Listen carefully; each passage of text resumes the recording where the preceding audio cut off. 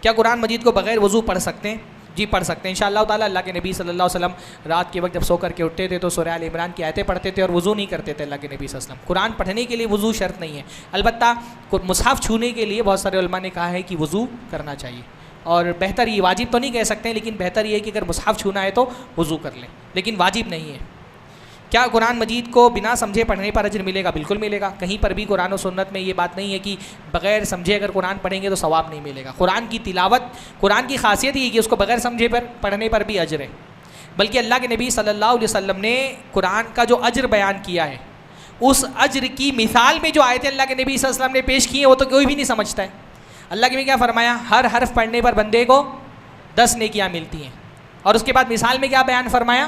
میں یہ نہیں کہتا الف لام میم ایک حرف ہے، بلکہ الف ایک حرف ہے، لام ایک حرف ہے، میم ایک حرف ہے، اور الف لام میم کا کوئی معنی نہیں سمجھتے۔ تو قرآن مجید کی تلاوت پر ثواب کے لیے اس کا سمجھنا شرط نہیں ہے، لیکن قرآن مجید سمجھنا ضروری ہے۔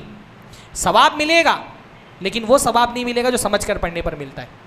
تلاوت ایک الگ چیز ہے، تلاوت کے لیے آپ کو ایک الگ ٹائم دینا چاہیے، سمجھ کے پڑھنا ایک الگ چیز ہے۔ بہت سارے لوگ آج کل میں یہ دیکھ رہا ہوں نا کہ سمجھ کر قرآن پڑھنے پر اتنا زور دیتے ہیں کہ وہ بغیر سمجھے قرآن پڑھنے کی تحقیر کرتے ہیں، یہ صحیح نہیں ہے۔ ہمارے یہاں تلاوت ہوگی تبھی، ایک تلاوت کرنے والے بندے سے ہی امکان ہے کہ وہ سمجھ کر کے بھی پڑھے گا، جو تلاوت ہی نہیں کرتا اس سے امید نہیں کہ وہ سمجھ کر کے بھی کبھی پڑھے گا۔ تو تلاوت کا الگ ثواب ہے، اور تلاوت اللہ کے نبی صلی اللہ علیہ وسلم کا اور صحابہ کا معمول تھی، تلاوت کا ثواب ہے، تلاوت کریں، کچھ حصہ تلاوت کے رکھیں اور کچھ حصہ قرآن مجید سمجھ کر